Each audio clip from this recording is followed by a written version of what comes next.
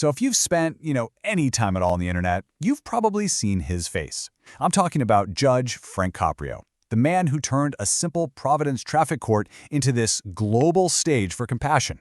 But his story? Oh, it's so much more than just a few viral videos. So let's pull back the curtain and really get into the story behind those famous verdicts. And that's the real question we're digging into today.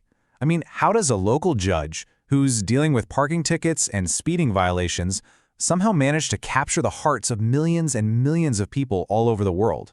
Well, as we're about to see, the answer is this really fascinating mix of television, some perfect timing, and a set of values that were forged over a lifetime. Okay, so it all just exploded with the show Caught in Providence. And look, this wasn't some scripted drama. This was real people with real, everyday problems.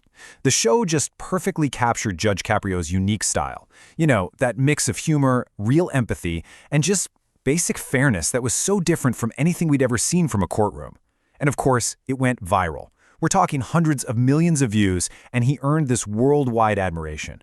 But here's the thing. To really understand the man we see on the screen, we've got to go back, way back.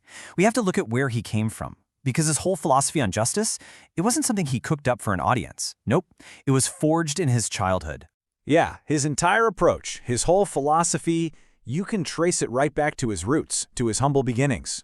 So let's set the scene. Frank Caprio was born back in 1936 in Federal Hill, and this was a really tight-knit Italian-American neighborhood in Providence, Rhode Island. And that environment, it was absolutely foundational to the person he would become. His family's life was, well, it was modest. His father, Antonio, was a fruit peddler, and his mother, Filomena, was a homemaker.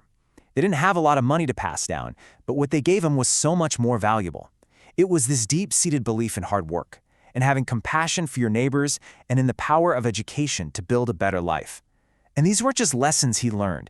They pretty much became his life's operating system. And those values are exactly what propelled him forward. His journey to the judge's bench wasn't some kind of accident. It was the result of a lifetime dedicated to public service, long before most of us ever knew his name. So, first things first, that belief in education, it drove him to get a law degree from Suffolk University. And right from there, his commitment to his community just became crystal clear. By 1962, he's elected to the Providence City Council. A little later, he's serving on the Board of Governors for higher education.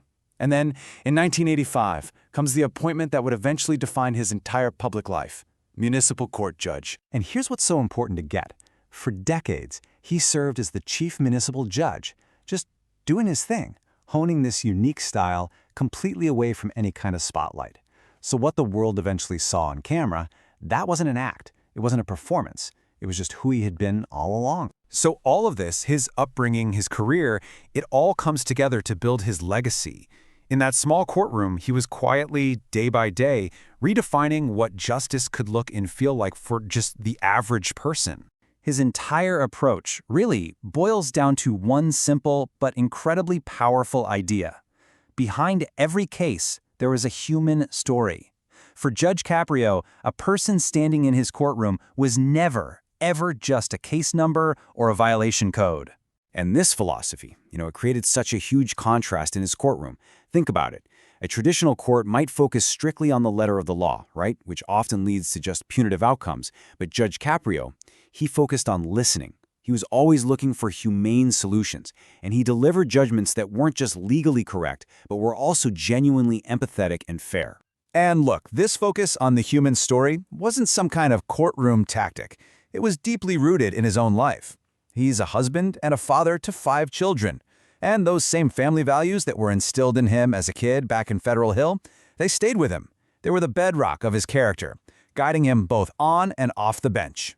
So when you really distill it all down, the man behind the robe is defined by these key things. Yeah, there's the obvious kindness and compassion, but there's also this unwavering fairness, a really quick sense of humor that can just cut through the tension, and of course, that deep dedication to the community and the education that made him who he is. Ultimately, what Judge Caprio's story shows millions and millions of people is a pretty profound truth, that the whole idea of blind justice, well, it was never meant to be blind to our humanity. Law and empathy, they can, and maybe they even should, go hand in hand.